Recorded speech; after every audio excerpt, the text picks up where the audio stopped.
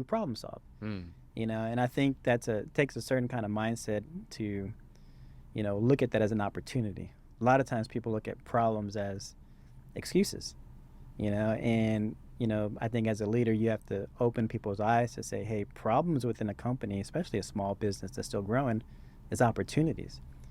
Instead of complaining about your supervisor, why don't you be your supervisor? Instead of complaining about this not happening, why don't you go figure out how to make it happen? Welcome. You are listening to Season 2 of the Bonafide Leaders Podcast, a podcast that exists to inspire legitimate and authentic leadership in the workplace and beyond, and I'm your host, Tim G. Williams. Now, here in Season 2, our theme is Making the Leap. You may call it leveling up, uncharted territory, or expanding your reach. It's those times in our life and our careers when we take on a new challenge. You'll discover how you can successfully navigate your own huge leaps as you hear stories from me and others. This season, I'm excited to be interviewing some exceptional leaders from a variety of fields who'll share some of the big leaps they've made. You'll get a glimpse into what's enabled both their professional and personal success. Now, a quick housekeeping note. If you're finding this podcast useful, remember to subscribe and be sure to leave a rating or review. Welcome. Good morning, good afternoon, good evening, wherever you are listening or wherever you're tuning in via video. I am super excited to get this Season 2 going on the Bonafide Leaders Podcast, Making the Leap. And with me today, I have a guest in studio, and you're about to hear about the leaps that he's made. His name is Ricky Cortez, and he is the CEO of MCA Communications, which is a second-generation family-owned business based in Houston. So, Ricky, welcome to the show. Thank you. Thank you, Tim. Glad to be here. Now, I'm going to read your bio just to kind of make it squeamish for you. Nobody loves to hear their bio read. Pulled it straight off of LinkedIn. I'm going to do that for you. So, Ricky, if those who don't know, some of you do, he's a hands-on CEO for MCA Communications, as mentioned, and his expertise is really business development and operations. He began his career in the industry working as an installer during high school, has over 20 years of industry experience, and has learned all aspects of the business from the ground up, literally. Now, MCA was founded in 1983 and has grown from a small cabling subcontractor to a full-service nationwide technology integrator. And recently, you guys got ranked as a top 50 largest audio-visual integrators in the United States. MCA has over 300 full-time employees nationwide, and over the years, MCA has diversified the service offering through Ricky to include AV, wireless, DAS, IT services, and professional services. So, as a professional, or I should say as a visionary leader, Ricky has a strong passion for technology, building strategic partnerships, and investing in workforce development for tomorrow's leaders. Again, Ricky, I'm super happy to have you here. And I just want to see, I guess to get us started, was there anything else you wanted to share with the listeners as you think about your background? Man, just the only thing you missed out is a big time Houston Texans fans. I gotta comment on that since we're here in Dallas. But no, I mean it's a good way to sum it up, and proud to be here again just to kind of talk about that experience. It's kind of really important to me to highlight kind of the way I started, because I really believe it's kind of the foundation of how I lead and kind of who I am. So just happy to dive into it. Yeah, I'm excited to get into that too. Before we get there, in terms of that first job, maybe let's give our listeners a little bit of taste of how we met. I think it was through a mutual friend, and you take it away from there. What happened next? Sure. Well, actually, so for me, it was a prospective client, and it was a client who I had engaged with for an RFP process, and he was giving me some really good constructive criticism as to maybe how to, just sharpen my skill set. He gave me some great compliments about the company, but noticed that if I wanted to really take my leadership to the next level, that I needed to focus on that. And as someone who's more of the producer, right, I'm used to doing the selling, I'm used to doing the work, obviously. It kind of did open my eyes to the fact that, okay, maybe I haven't worked enough on the leadership side of things. And that was just a great moment to say, hey, I'm gonna kind of focus on, sharpening this skill set. And I'm glad we met. Definitely was a little challenging at first, just to kind of open up and talk about things that sometimes, it's just like things you don't want to talk about, things you don't want to necessarily get into. But yeah, and for context, what you're describing is work with me as a coach. Yes. Yeah. And, I was still fairly early in that process for me Right. too. And you were one of the earlier CEOs that I began to work with. I've worked with a few since. Yep. And talk about what that was like, the idea of like getting a coach for those, Sure. because I think there's some out there who, it's a little intimidating, Very right? intimidating. What were some of those emotions like initially, and how did you work yourself through those? Definitely just a little, I would say, nervous about, speaking about topics that maybe, throughout the busy day, you just don't want to necessarily get into, right? And it's Yeah. like, do we really want to go down this rabbit hole of conversations? But I always tell people, and, this is common said, that it does get lonely at the top, right? Like they say. And what's great about this experience for me is I was able to speak and not worry about, what happens if I say something I didn't want to say, right? A lot of times as a leader, you got to be careful with your words. You got to be careful with what you say. People are looking at you and watching you. So if you start coming across as nervous or scared, all of a sudden everybody is picking up on that. So with the coach, you can be a lot more just natural. And I think, being natural is going to allow you to, get comfortable. And I think once I got comfortable, then it's like, okay, confidence came back. Yeah. And that was something that I really kind of needed, because we are growing through a time in our company where it's just really getting to that next level. And, focusing on leadership is one of those things that is really going to scale a company. Yeah. When you think about going into coaching, the idea is I'm trying to go somewhere from where I currently am, right? Yep. I'm trying to position either myself, the company, I'm trying to grow, I'm trying to scale, I'm trying to work through some challenge. Sure. I'm curious, what was the challenge for you at the time you were considering coaching? And then through the coaching process, what happened through Sure. that process for you? Well, I think obvious first one is didn't think I necessarily needed it, right? I mean, I think CEOs, you got a confidence level of, hey, Sure. why am I going to listen to this guy tell me what to do, and you don't really understand the importance of kind of working on stuff like that, right? It's hard to prioritize. I mean, there's so many other things to do. It's just like working out. It's just like anything else, right? It's just like easy to do it once you get going, but the hardest part is getting started. And I think in my situation, it was really presented to me as, hey, this is, something that I need to do to take that next step. And I looked at it as, hey, there's a reason we met. There's a reason this happened. Let's just stop what I'm doing and get it done. And, before I knew it, I enjoyed it. I looked forward to it. It's like, all right, I get to get some stuff off my chest today.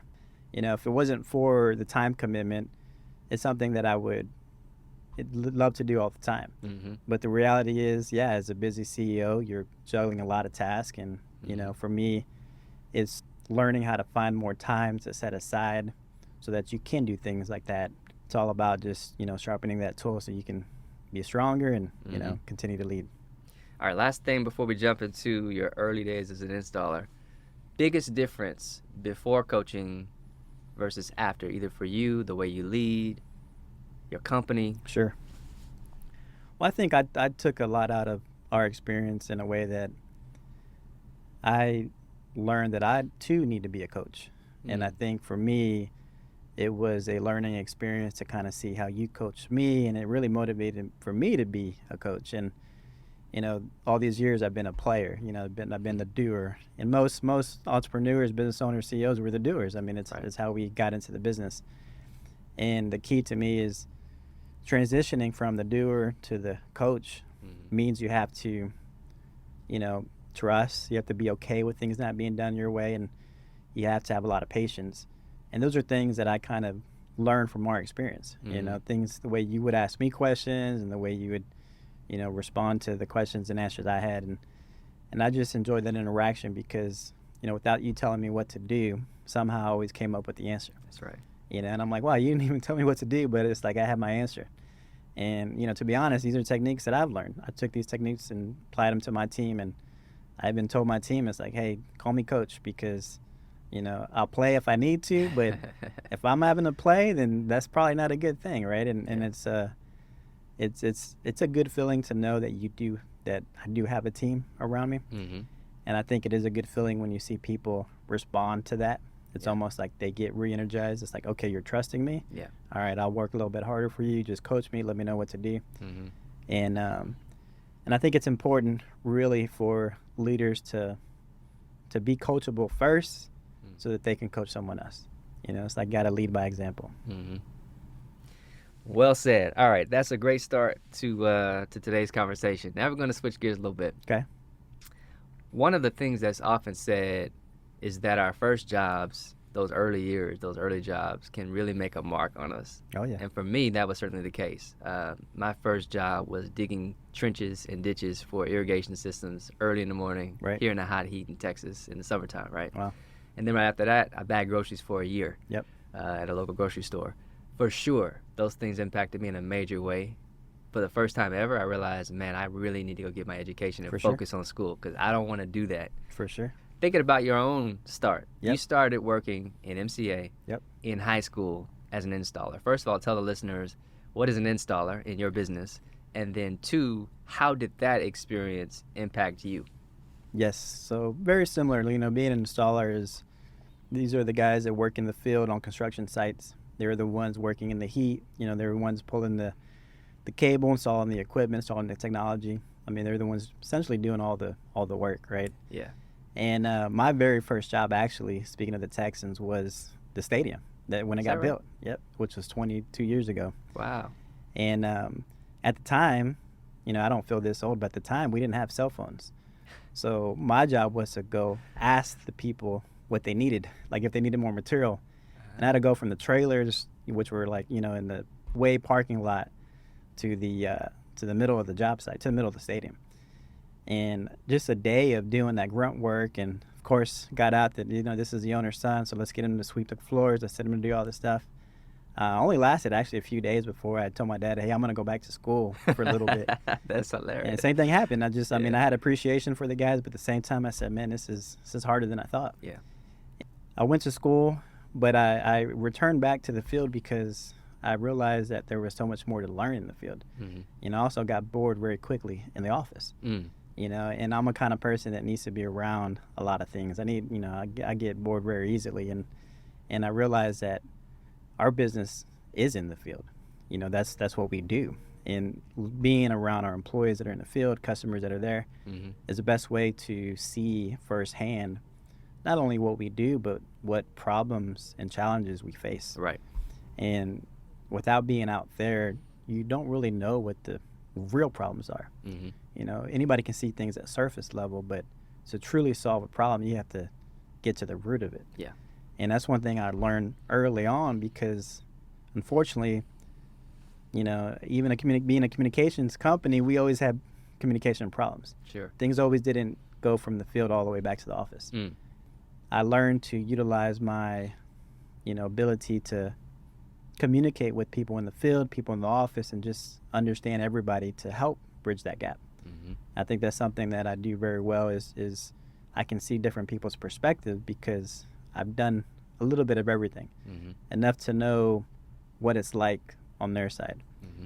And as a leader, something that I feel like you got to continue to do is see things from everyone's perspective. It's what allows you to solve problems, and just be a little bit more compassionate to what people are doing and seeing. Yeah. What I just took away from what you said is you can't be afraid, if you want to be a leader, to get your hands dirty, Exactly. right? You got to get in the mix. Yep. Now, fast forward, and we're going to come back in a second, but fast forward, you're now CEO of this company that you started working as an installer in some 20 years ago. Could you have imagined, when you were doing that work at the job site at the Houston Texans facility, that you would be where you are today at that point? In some ways, yes, some ways, no, because when I was in high school, I was probably, I guess, 10th grade. And again, I don't feel this old, but back then there were still newspapers in the school library. And what's funny is, out of coincidence, my dad was in the paper. Okay. And he was in the paper for winning an award, an award that actually we just won again. And I remember reading that. And I knew my dad owned a business, obviously, right? But I didn't really know what he did. I didn't really understand how successful he was. Mm-hmm. And that paper really inspired me to get into business, right? To just be able to be able to say I own a business, right? Mm. And you know, I obviously didn't know what it would take. I mean, I thought it was simple, right? Mm-hmm. And I think that once I went out to the field, I realized, okay, I have a lot to learn still. But honestly, since day one, it has always been my mindset to be the leader someday. And I think with that mindset, it helped me understand in order to do that, these are the people I have to lead someday. Mm. So if I'm going to lead these people, how am I going to earn their respect? Mm. And to me, the only way you earn the respect is to show them that you're willing to do the job that you're asking them to do. And that's something that I still preach today, because now I'm in the role of hiring the next generation. And these are kids that are telling me they want to own a business and they want to do it in 2 years. And I'm like, hey, I'll support you. I'm not going to be negative to that. Yeah. But why do you want to do something fast? It's not about doing something fast. It's about doing something great, good. And obviously, I do think that I did it maybe fast, but at the same time, it didn't feel that way, And I think we have to, take the time to do things right. Mm-hmm. And eventually, if you see yourself doing that and you focus on that, it eventually will happen. Yeah. In my mind. Yeah, there is, I think, for all of us, just given our devices, AI, everything can be done, or most things can be done relatively quickly. Yes. And so we all have this microwave society mindset a little bit. We want it fast, and when we want it. When we want it. And sometimes, it's about right over fast, right? It's doing about quality over speed. Not every time, and but a lot people of times don't it see is. all the time you put in. Right. They think, hey, Ricky, you became CEO really fast. You were only doing this for a few years. I'm like, but I've been doing this since high school. Right. I mean, the reality is I've always invested everything into this industry, right? It's 24/7 for me. It's not just a few hours a day. It's not just, the last few years. I mean, it's been my entire focus. And I think that, people have to understand the level of commitment it takes to be really good at something. Right. And if you enjoy it, then that's like the best of both worlds, because you enjoy it. So it's really not hard. It becomes almost a challenge. And I think that's when you really start to kind of get to that next level, because now you're just pushing yourself. Yeah. Love it. All right, so here we are. We're talking about making the leap on season 2. And so far, we've made a leap from being an installer, going back to school. So now at some point you get your degree. Right. And I'm curious, what's the next leap for you? For me personally, I struggled with being a vocal leader. I mean, I'm more of an introvert type person. Okay. I'm more of I'm just going to show you what I can do and do the work, more lead by example. And that worked to a point. I think as we grew as a company, it's more people to lead. As we grew location-wise, I mean, I'm not even in the same office as the people that we lead. And one of the things that, you helped me with is really, speaking in front of people and speaking to more people at a time. And it's something that I've gotten the most positive feedback on. So everybody's telling me, hey, thank you for speaking. You said something that really helped me, and, looking forward to the next meeting. And it really gives me more confidence, because I've always been just hasn't been my personality. I'm just more of the quiet person type. So I think, if you don't feel like you fit, the leadership typical, just work towards it. At the end of the day, I mean, it's everybody's got a different kind of style. That's okay, because I think that makes you more, relatable. I think when people can see, hey, I remember when Ricky was shy and quiet, and now he's up there, doing this. Right. I hope that inspires somebody who's similar to take that same path. Absolutely, and I think there's something to be said, because here you are as a CEO of a large company. We won't talk the dollars, but it's not as small as you might think it is. It's a big company, and your personality type might not fit in terms of what people expect a CEO to look like in terms of being introverted. But guess what? For the listener, there's hope out there for you. Regardless of your personality type, there's a place for you in leadership. I think that's something that I just took away from what you said. So you're making the leap now to going, I think what we talked about in coaching, from kind of the singular microphone to having a megaphone, Yes. right? What was that leap like for you? And I don't mean necessarily just in the last few years, but I imagine even going back to, hey, I graduated college. Hmm. At some point in there, you now have to start maybe leading a team. What was that experience like for you the first time you now had a team of people looking to you, reporting to you? Yeah, it was hard. I mean, I don't think I figured it out until a few years. I mean, I think for me, again, being the player, it was more about I'm just gonna go do my job and try to keep up with me, right? That's kind of the way I led for a long time, and a lot of people lead that way, and it creates high performance teams because it's like you got to keep up. But at some point, I started realizing that not everybody thinks like me. Not everybody. I mean, it's not their company. They're not as motivated as me. They're not going to be. Right. So I started to learn that we're all motivated by different things. And once I finally took time to understand people, and it's like, well, what's motivating you? Why are you here? What do you want me to do? Then I started to realize how much impact I have on, understanding people. You said something that I got to just interject on. It's when you took the time to begin to understand people and their different motivations. Yes. That made a step function increase for you in terms of your effectiveness. What clicked in your brain? Talking to people. Talking to people, talking to them on their breaks, lunch. When I was in the field, I built a relationship with these guys, and I always thought, you're working for money. I mean, that's what I was working for, but not everybody is. Some of them, obviously, at the end of the day, we all get paid. That's why we're all there. But to understand everybody's passion and to understand their background and to really, get to know their why, right? And a lot of times it's for their family. A lot of times it's to prove something, the motivation, whatever. But when you understand that, you can really lead better because, again, it just becomes more personable. And I think what people want to know is that knowing that they're there, right? You're understanding that they're different. And I think that it's hard to do because we're all busy and everybody's just focused on, getting the job done. Yeah. But I realize that when you can actually do that part more, then you're going to, again, tap into somebody's full potential and, really start to grow. I have to go in a little bit here because there's a misnomer out there that says that if you want to run a great business, you just got to be focused on execution. You got to be focused on the metrics. You got to be focused on getting people to do their job. And what I hear you saying is something different than that. For our listeners out there who are going, what are you talking about? Help people be their full potential and get to know these people in lunch breaks. Like, that's not the way you run a company. What do you say to that? Yeah, I say different because they're people. And I think that if you want a business to run itself, I think that's the ultimate goal of every business owner is for it to run itself. Then the people in the business need to know why they're there. If they just know how to do their job and, hey, I'm going to clock in and do this, then they're depending on somebody telling them what to do all the time.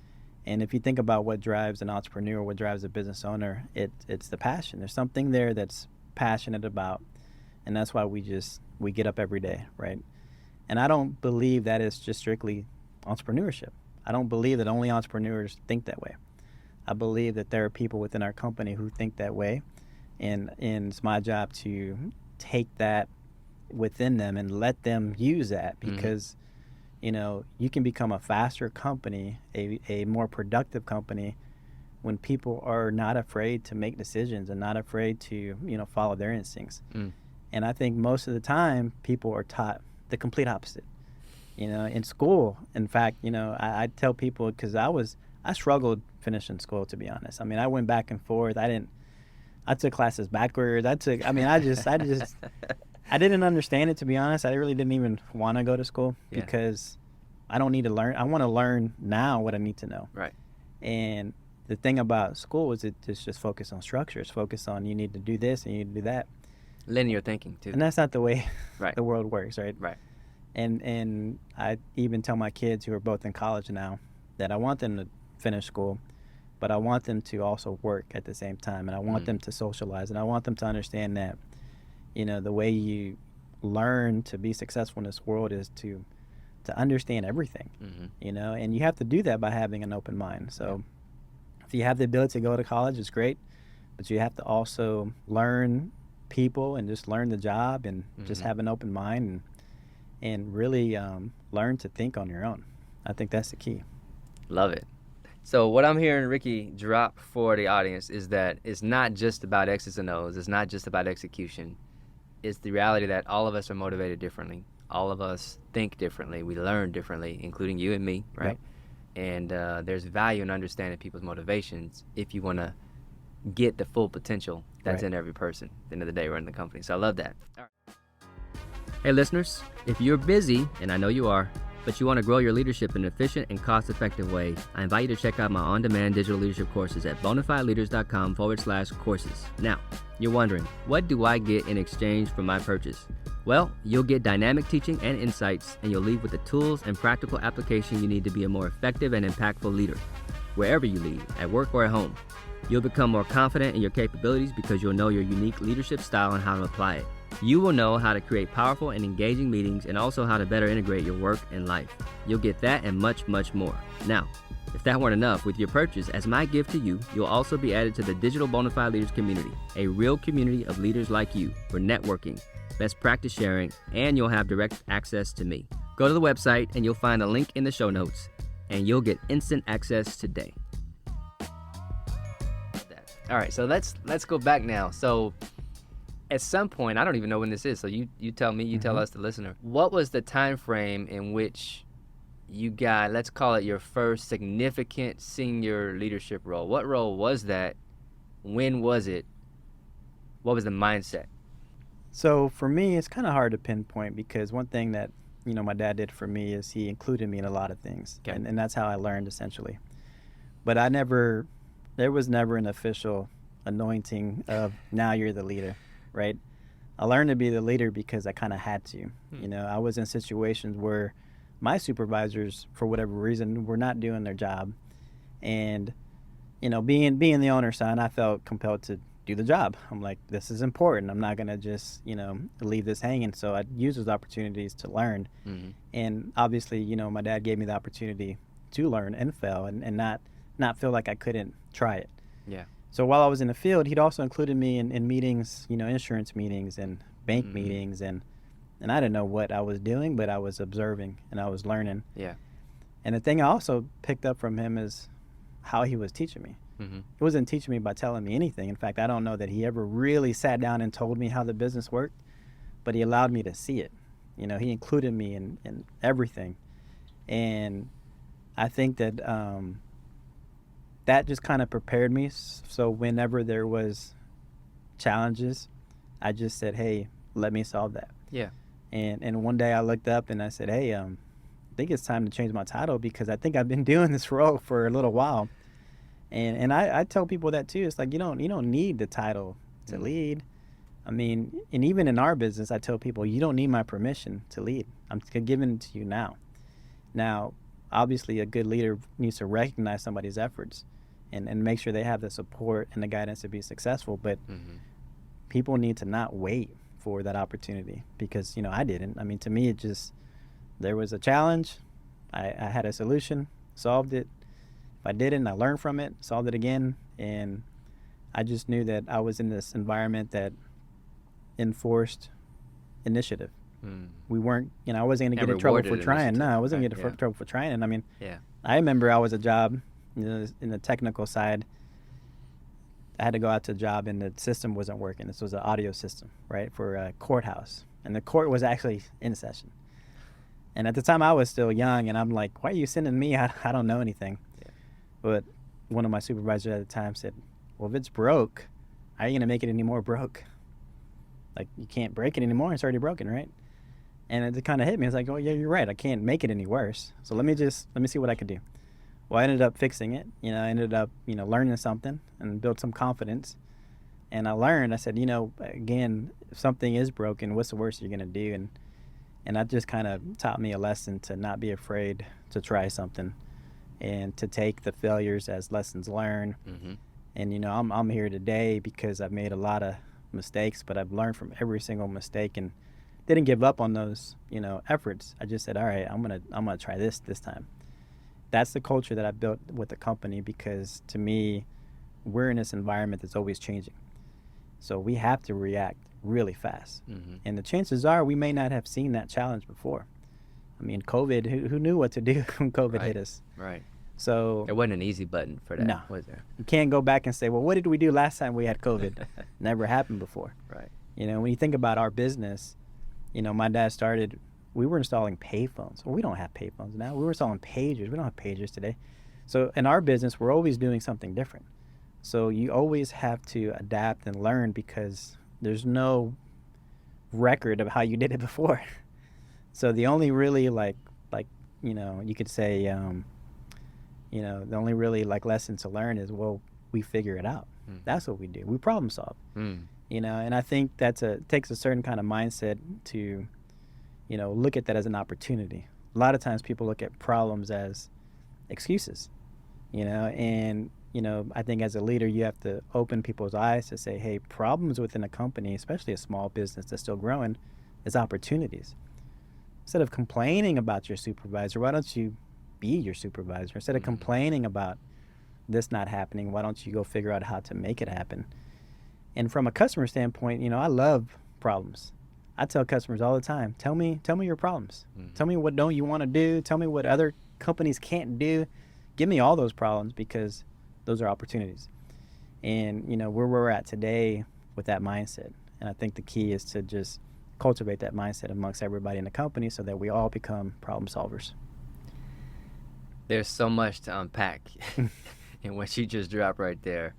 The question I asked you was about mindset, and then you were given all kind of nuggets throughout there, and then you ended with mindset. There's a few things I took away. One, take initiative.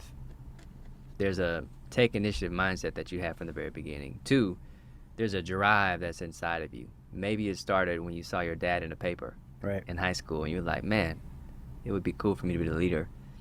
Third is that you see problems. Your mindset about problems is not, oh, the world is ending. Right. Your mindset is, oh, wow, this is great. It's an opportunity to learn. Exactly. As I'm listening to you talk, and I'm reminding how when we work together, it's the same conversations that we used to have, right, in terms of how Kinda people look at problems. Get into the answer, yep. Yeah.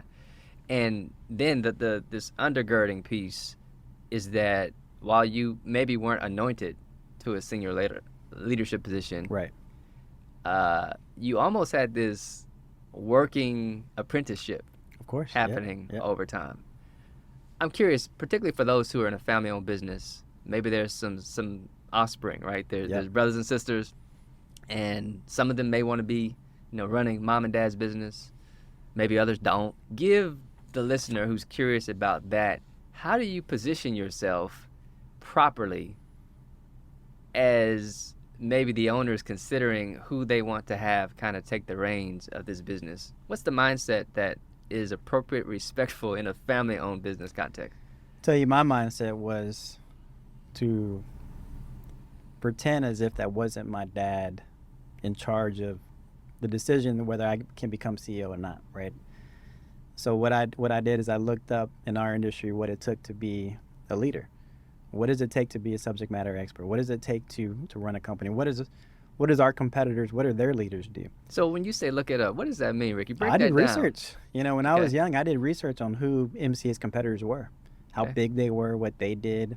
You know, again, my dad included me in business meetings. He took me to expos. You know, I got to meet a lot of the successful business owners very early on. So I had a lot of mentors, you know, and I knew that I was going to, you know, anybody was going to, if I was going to get out of the shadows, right, of my dad, or if I was going to get respect from people, I couldn't just be his son. It's not about just his son. It's about being somebody that is qualified and capable. And what I like about our business is all it took was effort. There was no, you know, it's not like you go get a degree to do what we do. I mean, school is helpful, but at the end of the day, you know, I truly believe if anybody wants to be a leader, you can. You just have to put in the time and effort. Yeah. Obviously, I was blessed with the opportunity to walk into this position, right? To have somebody as a mentor, somebody as a leader. But I always just told myself that, hey, don't you know, look at him as your dad. Look at him as an owner of a company, and you know, I think that's my mindset since day one. I think the challenge is, you know, you got to be careful with entitlement. You got to be careful with thinking that, well, I'm going to get this or do that. Mm-hmm. Obviously, when you start to have more family, it gets tricky, right? Because, you know, there could be struggles. I think in our family, one thing I've always respected is my family's respected my passion. I think since early on, they knew, okay, Ricky's going to be the one that's going to jump into business because since day one, that's where my passion was. Mm. And my family has been supportive, and they help in many different ways. And I think the challenge is, how do you, you know, keep the culture of a family business, but at the same time, how do you run it like a corporate business in a way, right? Yeah. And I'll tell you, it's not easy. I mean, that's the balance. So right? That's really good. That's actually a great lifting off point. I want to come back to that, if that's okay, because that can be tricky. Right. And I want to give the listeners a sense of what that can be like. Before we do that, there's something else that you hit, which was being adaptable, particularly for your industry, is not only something that is valued, but almost a necessity. Yep. To do really well. The nature of what you do is technology, which is constantly changing. Mm-hmm. And you may not have a documented, repeatable process for how you go solve. I mean, to me, what you talked about with the courtroom is a great test. Right. Court is in session. Pressure. Yeah. And I mean, I wonder to some extent how much of that was just a test of Ricky's moxie. Can he handle this pressure situation? I think that's what it all been. I mean, every time I've been tested, I feel like I've gotten stronger, you know, and I feel like all these lessons have been good lessons. You know, COVID, for example, go back to it. I mean, that was the toughest time for us as a business, but, you know, the year after COVID was our best year. You know, it just made us stronger, right? And I think, you know, growth is all about staying uncomfortable so that you can get comfortable, and then you get uncomfortable, and then you get comfortable. And, and I think I've learned to almost like expect that now. And if things get a little too easy, I almost go look for another challenge. You know, nothing is really driving us to expand. I mean, we don't have to expand. We don't have to do these things other than... Yeah, because you're a private company. Right. Yeah. You know, and a lot of people, you know, build companies to really support their lifestyle, right? And I'm happy with my lifestyle, but why am I still growing? Why am I still pushing? Well, because I actually really get a sense of satisfaction from knowing that we're always growing. And I like the culture that creates, because it creates a culture of other people who always grow. Yeah. And next thing you know, you're pushing each other. Yeah. And next thing you know, nobody's having to tell anybody what to do, because you're almost all kind of pushing each other to do better. And if you have a culture of great people, which we do, you're essentially always growing without even really setting a target. That's the crazy thing, is I don't have targets. I just tell people, you better do better than you did last time. And, you know, we laugh, but that's the reality. It's like, you know, we don't care about what we did. We more care about where we're going. Yeah. And you're just constantly kind of having that mindset. All right. There was something else as we were unpacking all that you dropped in terms of those nuggets a little bit earlier, which is the opportunities that you were exposed to, being exposed to insurance, being exposed to business meetings, going to expos, meeting these business owners. There's opportunities all over the place. Yes. However, while we might get exposed to opportunities, not all of us grab those opportunities the same way. Right. What input do you have for the listening audience who is saying, man, I don't have enough opportunities. You know, I don't have a situation like Ricky where I was able to go to these expos and this and that. What's your message to people who say, I just don't have those opportunities? What do you say to that?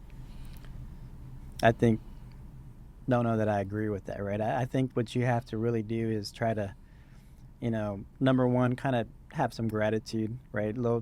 Understand, I mean, we all have something to be grateful for, right?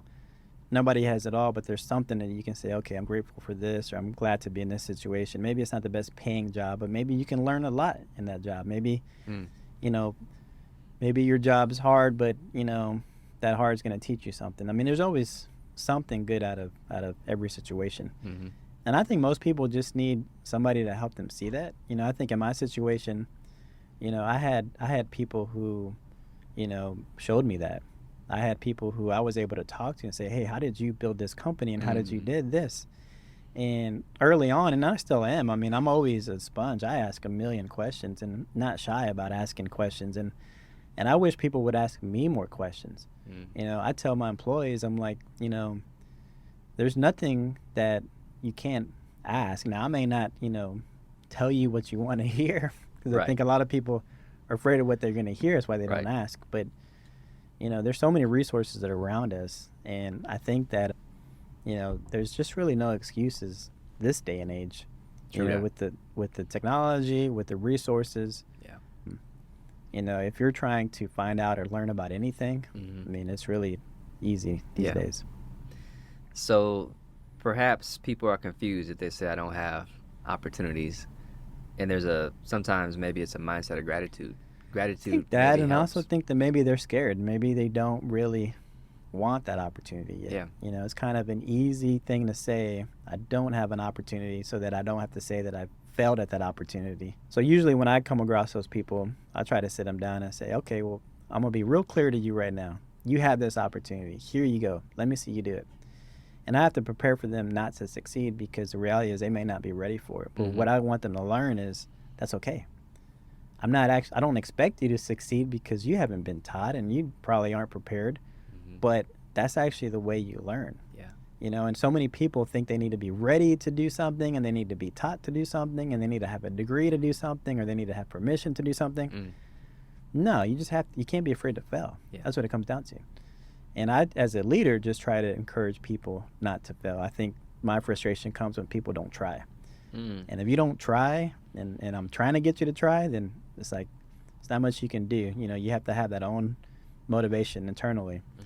And I think some people just have not had that, you know, ability to change that mindset. When you picture season 2's theme, making the leap, I picture somebody on the top of a mountain and kind of jumping out into the open territory, hoping to get to the other side, not exactly knowing whether or not the other side is going to be as smooth as where they just left. Right. And so you talk about a failure or a fear of failure. What could you offer our listeners that you've done to overcome this Easy. fear of failure? Failed a lot. You failed a lot. That's easy. That's the easy part. Okay. I failed so much that I'm not afraid of failing, you know? And the thing is, you know, I give the credit to my dad, I give the credit to my family, I give the credit to my support staff that doesn't, you know, hold this much pressure to me. It's like, as long as I'm trying, right? It's like you're doing what you need to do. And I think a lot of people at the end of the day maybe have bad experiences. Maybe they failed once and it's like, you know, it had ramifications. Right. I've been lucky to be in situations where the failures actually taught me something. And so those are all, I go back and, I mean, those are good memories. Those are things that, man, if I hadn't done that, I would not have learned that. Most people don't equate failure with a good memory. Talk about that. Well, what do you mean when you say it's a good memory? I to know fail? what not to do now. You know, to me, it's like, all right, don't do that anymore. And to me, it's like, I feel like, you know, the vision gets clearer as you kind of learn from your pitfalls. You get smarter, you get stronger, things get easier. You know, I think right now I feel very capable because of all the challenges I've always overcome. So walking into work, hearing of problems that I solved over and over again don't stress me out anymore, because, man, that's like, we just did that yesterday, right? That's not a new problem. And I think for the people that are just afraid to take that leap, Yeah. you know, you have to get used to making the wrong decision. And then be real quick about making the right decision. You know, to me, I'm a very quick decision maker. Course correcting. Yes. That's what I hear you saying. Yep. So you go off course. Yep. And then recognize, I'm People off were course. like, well, Ricky, you just said to do this last week. Yeah. I understand that, but it didn't work. So let's go do this. This is why. And they're like, okay, that makes sense. Yeah. And what I'm doing is I'm teaching that it's okay to be wrong. It's not, I'm not this genius. I don't know, you know, everything. But what I help people do a lot of times is make decisions because they get stuck. Yeah. They have this fear of, well, I'm going to be wrong. So, okay, go ahead and do this. Let's make this decision together. But letting people make their own decisions is really key to letting them build up that confidence. And that's really what happened to me. And I was able to really have that experience and gain a lot of confidence from it. One thing I've experienced is that, and it's related to what you're just talking about, when there's a culture that allows you to have a safety net Mm-hmm. when you make mistakes, when you raise your hand and you're wrong, when you ask a bunch of questions. When people work in that kind of an environment, I think it actually breeds innovation. Yes. And I think it actually breeds growth. And I think that's what I hear you describing. At the same time, on the flip side, it's also true. When there's an environment of we must be perfect, we cannot make mistakes, I think it breeds hesitancy Yes. in people. And the culture that I see that was created for you through your dad and others is one where you can fail and still course correct and be okay. As long as you course correct. And I'm hearing you also say that as the CEO of MCA, you're wanting to build and sustain the same kind of culture for your employees. Yes. It takes self-awareness, right? You have to have the self-awareness to accept that you're not doing something as good as you should. Yeah. Right? Me being told that I need leadership coaching, I mean, it stung at first. I'm like, dang, that kind of hurt. But you know what? You're right. And I think that thing is why I also wanted to show people that, hey, look, I can admit that I'm not what I need to be yet. Mm-hmm. And what I'm going to show you is I'm committed to growth as well. I love that. I love that. Okay, so let's move the story forward a little bit to you asked somebody, hey, I think maybe I need to change my title. Right. So talk about when that was, what the title change was. Well, for me, title is more of an external thing, right? Yeah. It helps customers identify, your role within a company. Mm-hmm. And I think there was a point in time where I wanted to be that person that a customer knew they could come to and that an employee knew they could come to. And, in our company, I mean, it's pretty loose. So I just told my dad, hey, I want to be the president. Okay.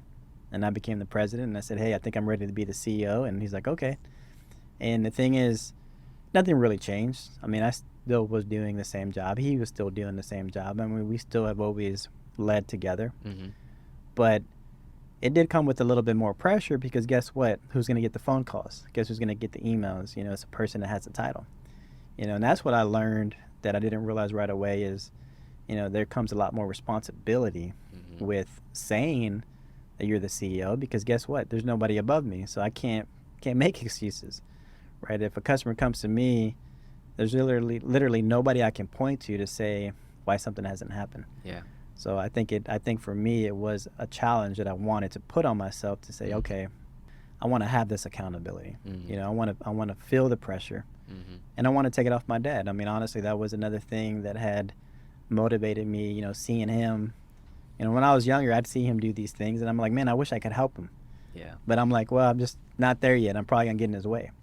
But I knew the way to help him wasn't to tell him what to do. The way to help him was to help take those problems off his plate. And I'm now in the same situation. People are like, hey, Ricky, let me help you. Let me, take my advice or do this or do that. I'm like, that's not really helping me. You want to help me take this problem off my hand. Take this problem. But I don't want that one, Ricky. Well, and you're not ready to be a leader yet because a leader is somebody who is actually taking on responsibility. Not just saying what needs to get done. Anybody can do that. But it's taking on responsibility to get it done, getting your hands dirty, showing people how to get it done, and inspiring others to get it done. And when you do that, then you become that leader that you're saying you want to be, that you're saying somehow I need to allow you to be. Yeah. But I'm like, well, it's not really that. It's almost like you got to do it on your own, and then the title comes with it. Okay, so customers are calling you now.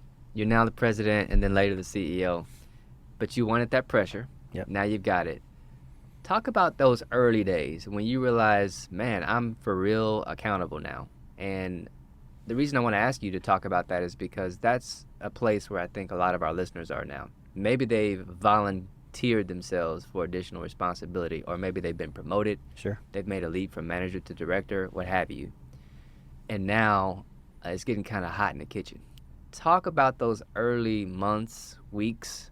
What was that experience like as you realized, man, it's on me now? I think, and it still happens, a constant reminder that, you're responsible for the people. It's not just the task, right? I mean, it's easy to do the task that I've always done. That's easy. It's what I've always done. But that's not my job anymore, right? My job isn't to just go out and sell or go out and design. I mean, the job is to lead others. Yeah. And I think that's something that takes a lot of reminding because it's very easy for the business owner to fall back on what they're good at. Leadership is not something I've always been good at. It's something that I enjoy, but it's something I have to focus more on. Mm-hmm. And I have to have the self-awareness to realize that, hey, this is now my full-time job. So if I'm not doing this full-time and I'm, doing the work myself, then I'm not helping somebody grow. And I think that's something that, it's kind of a hard reality, because you're almost, in a lot of ways, kind of putting yourself out of a job, but I look at it like, if a company can run itself because of the leaders that we built, Mm-hmm. then I did that job. Yeah. And if we keep growing, then I'm never going to be out of a job, because there's going to always be people that need to be led and taught. And that's what's exciting about, MCA, the company we have, the industry, is there's really no limit. I mean, we can continue to grow and continue to Mm-hmm. to hire and continue to train, and there's always going to be somebody to grow. Okay, so earlier in our conversation, you talked about mentors that have been in your life, Yes. maybe even business owners. Talk to us a little bit about, as different opportunities have come your way, different challenges have come your way, what's been your approach, and how important, I guess, how has it been for you to have a support system? Can you talk some about the importance of that and how you've leveraged that support system? 100%. And it starts with the family. I mean, my wife has been married for 22 years. We met in high school, actually, got married very young, so we grew up fast together. Yeah. My parents obviously have been great role models, and I think for me to be able to have a support staff that doesn't add added pressure. There's really no, like, they're not impressed by what I do at all. I mean, they could That's care. the best, Yeah, right? Yeah. Like, I don't impress them. I come home and I got to do dishes, and I got to, fix things that I'm Yeah. not good at fixing. At the end of the day, I'm just a dad to them. And I actually like that and need that, because at work, there's a lot of pressure, right? And I think that's why it works, because, I can go to this safe environment, which is the family, and just be myself. And I think that what people need is to kind of have this environment where they can be at peace, right? It's a grind. I mean, mentally, leading a bunch of people is a grind, and you have to have a way to almost reset every day. Something I learned too, because at some point you start to run out of battery, or your cup overfills, or whatever analogy you want to use. Yeah. And if you just reset it every day, then you're good. If you don't reset, next thing you know, you're just running out of battery. You're kind of not yourself. Yeah. And then when it comes to mentors, I'm the kind of person that will listen to anybody who's willing to give me advice.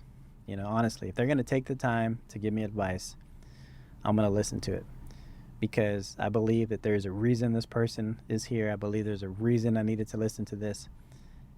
Doesn't mean you need to act on everything that you hear, but I just soak it up, observe it, and I feel like it prepares me for so much, because I'm just always observing information. I love that. And, what I'm picking up is, over and over, just like when we met and coaching together, is, there's two types of mindsets in the big scheme of things. I guess you could call it a fixed mindset and a growth mindset. Right. And what I pick up from you, Ricky, is an overwhelmingly strong growth mindset. And that is what enables you to work through a lot of the challenges, refill your battery, your cup every day, is that you've got a mindset that says it's about continuing to improve. It's about growing. It's about learning. I don't know everything. That's okay. Yep. And that seems to me to be a big part, in addition to your support system, of what keeps you going. What do you say about that? I would agree. Yeah. You got to enjoy the journey. To me, it's like, it's not really a destination for me. It's like, it's just, as long as it's fun, as long as it's challenging, I'm going to keep doing it. Yeah. And as long as I'm making progress, and I'm going to be satisfied. If I look back and there's no progress, and it's like, man, I need to work harder. I need to do better. Yeah. But I'm satisfied, and I'm happy with progress. And that's what I tell people. Just do a little bit better. Yeah. Do a little better. Try. Yeah. Next thing you look up, you're going to be doing something you thought you couldn't do. Yeah. All right. So there's Making the leap from a career, personal perspective, professional perspective, then there's also making a business leap. I Right. want to talk a little bit about that for just a little bit. You've clearly gone into new markets. Yep. Right? You've gone into new geographies. Yep. You've, expanded business with some customers. Yep. Reduced business with other Yep. customers. You've leveraged some suppliers. Yep. Some banks, different banks, etc. Right? You Tried it all. So, as you think about making the leap, let's first talk about expanding or even a product extension, Yep. or a new market or a new Sure. customer. What's been your approach to either say, yep, I'm going to go, let's go MCA, Right. or let's pull back, let's not? What's been your approach? I listened to the customers. Okay. I listened to, I was blessed to walk into a company that had established customers. And the one thing I learned right away is, and let me say relationships, right? People, Okay. because people move around different customers. But I realized that those relationships, my dad invested a lot already in them, time, money, lessons learned. And it's so hard to get new customers. I'm like, why don't we just keep these customers, right? And I learned this from my dad. It's like, look, just go talk to them. Ask them what you should do. Ask them where we need to be.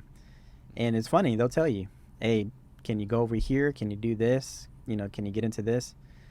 Now, as an entrepreneur, guess what? We have the ability to make our own path, right? Pave our own way. Mm-hmm. And who's better to listen to than the client, or the employee, the person who's right at the ground seeing the problems. Mm-hmm. And obviously you got to pay attention to where your business is at and how your business got to where it's at. And for us, it's the customers. So anytime we've opened an office is because a customer is pointing us in that direction. Anytime we've added a new service is because a customer is pointing us in that direction. And it's just really, to me, again, taking the mindset of taking challenges and turning them into opportunities. And I think we're going to continue to do that and just basically let the customers guide us. Okay. Awesome. You've talked a little bit about the fact that, it's a pressure cooker. When you're at the top of a company, it can feel alone at times. Right. And although you didn't say this, I'm going to just throw this out there for the listener. That's the beauty of having a coach. Right. Is that you've got a thought partner who's alongside you, Mm-hmm. and they want you to win. Yep. And they're objective. So they're not in the day-to-day of whatever's going on. Right. They can look square at the situation and just talk about what they're seeing and what they're experiencing with you. Plus, right? that information won't get out. That's right. I have conversations with our employees, partners, and it's funny how things obviously get out all the time, right? And that's one of the biggest challenges with communication is when people Mhm. hear things, second, third, fourth hand, right? Yeah. So that does force me to hold a lot in. It's like, well, I can't say this now. I can't say that because I don't want it to get out and be, misunderstood. Yeah. So a lot of times things just don't get said. Things don't get, spoken. Mm-hmm. And I think saying things out loud is really a good way for things to become a possibility. Yeah. And, during our coaching sessions, I was saying things that I've never said out loud before. And it gave me more confidence to be like, okay, that doesn't sound that crazy. Right. And, it was just a good way to kind of, again, build up that confidence so that, you can go out there and communicate clearly, because at the end of the day, that's what it's about. How clearly can you communicate the vision? Yeah. And the better you can do that, the better the team's going to perform. Yeah. Yeah. Clarity about the vision, where we're Yep. headed. Yep. That's what gets teams aligned. So we started to talk about this pressure cooker, right, of being at the top. And I'd like for you to share with our listeners, whether they're a vice president of a big old company, whether they are, running their own business and maybe it's just a storefront, Right. and they've got 12 customers. At the end of the day, it's still on you, Always. right? Yep. And I'm curious, could you just share with our listeners some of the very practical tools and tips you've used to sort of manage the pressure that you must feel on a day-to-day basis? Do you play golf? Do you work out? Do you, have wine every night? Like, to be practical, talk about what do you do? I mean, honestly, I'm a little wired. I was kind of wired as I was younger to be somebody that just doesn't stress a lot, Okay. I used to say very nonchalant. But what I feel like my mindset has been is I don't focus on things that I can't control. I think so if you can't control the situation, there's nothing you can do about it. The customer's upset, then there's nothing you can do about it, so why stress, right? Now, if you can control it, then that gives you a little clarity to focus on things you can control. And I think to have that clarity, yes, you got to do things that relieve stress, right? You got to exercise, you got to work out, you got to have, kind of a healthy lifestyle, which to me has made a difference for me. So be specific. Like when you say healthy lifestyle, what have you done? What's something that you do regularly? Personally, I mean, Yeah. I go to sleep earlier, right? Okay. I wake up now earlier, work out, and I don't do it every day, obviously. I wish I could, but I can tell you the days that I do, I always feel better going in the office because I've already worked out, just kind of have a better mental situation. And then, just do things that you enjoy. I enjoy spending time with the family. I enjoy fishing, traveling and stuff like that. Everybody's got a little bit of a different tolerance, right? So you got to kind of know yourself, know when it's time to hit that reset button, know when it's time. I mean, there's times that I just leave the office like in the middle of the day because it's like my cup's full. I'm gonna just You pooped.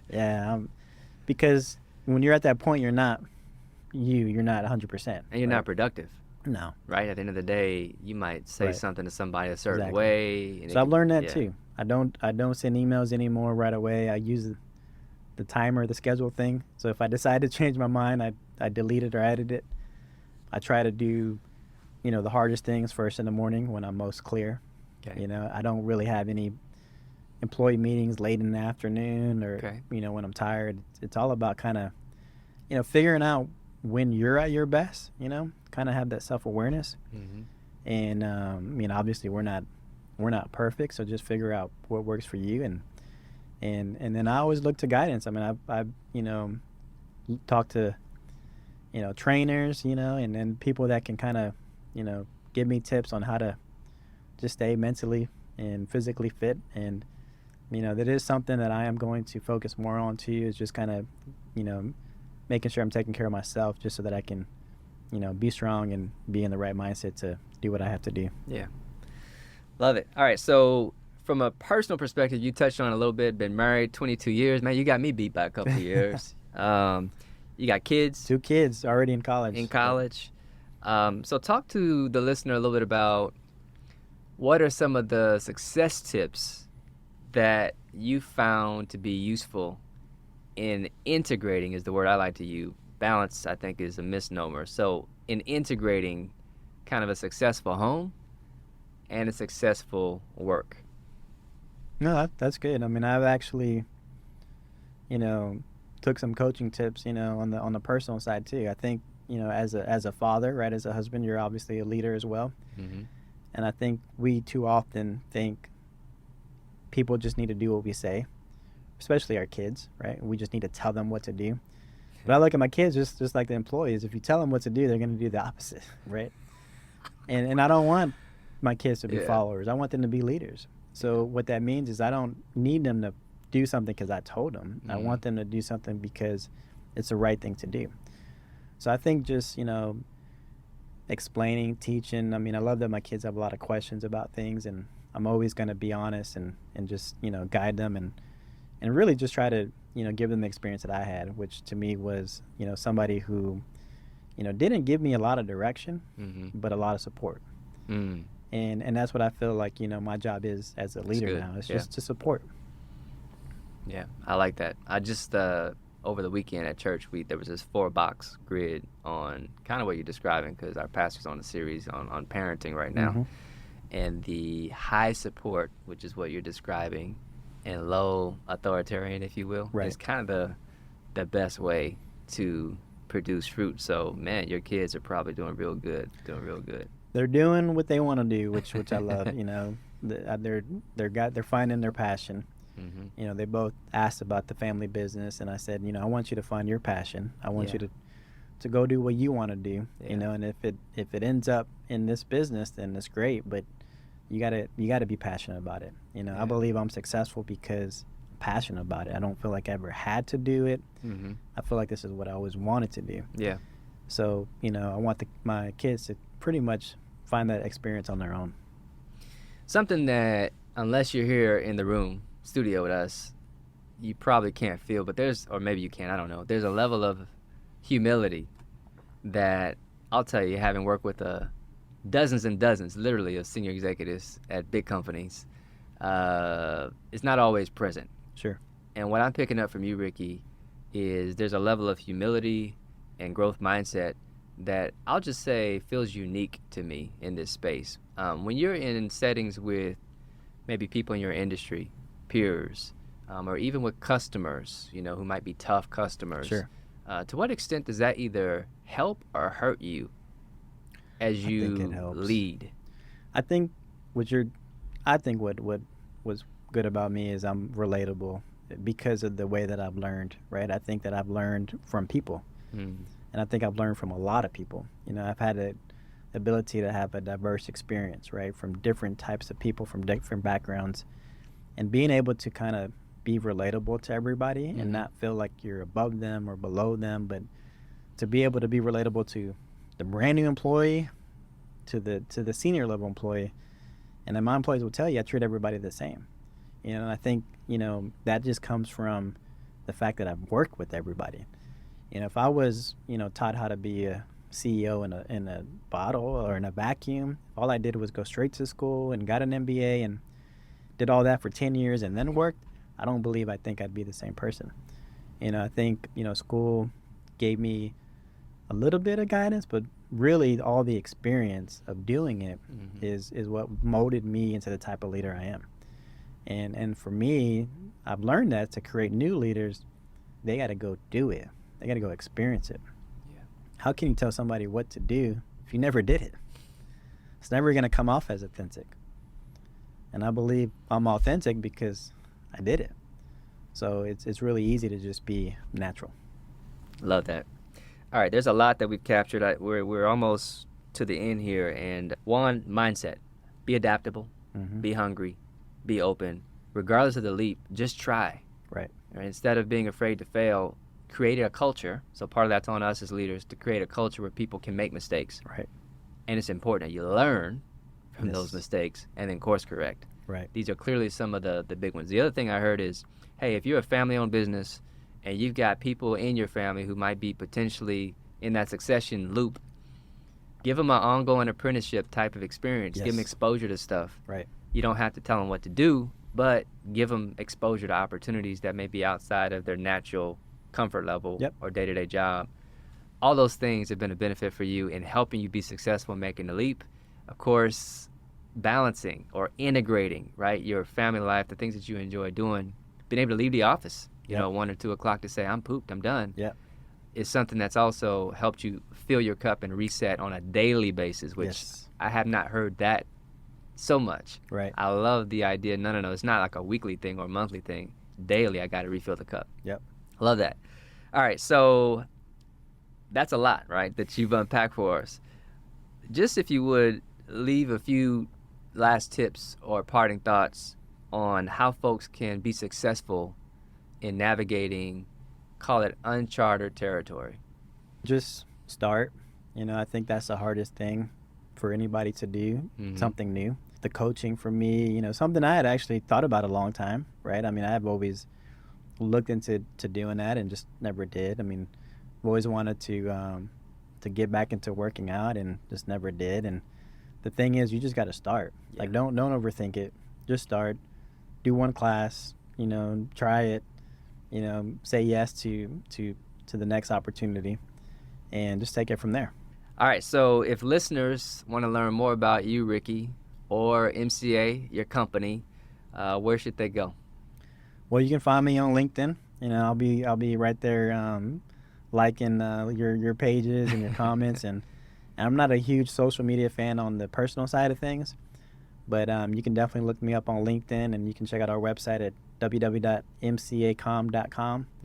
Again, Ricky Cortez, CEO of MCA. Appreciate you having me on the show. Looking forward to possibly doing more. Absolutely. I really, really enjoyed it. Thanks so much, Ricky. Awesome. Thank you, Tim. Thank you so much for listening. If you got value from this podcast, don't keep it a secret. Subscribe, leave a rating or review, and share it with someone you know. Until next time, remember, our world is starving for bona fide leaders. Take your leadership to the next level by applying at least one thing you heard today.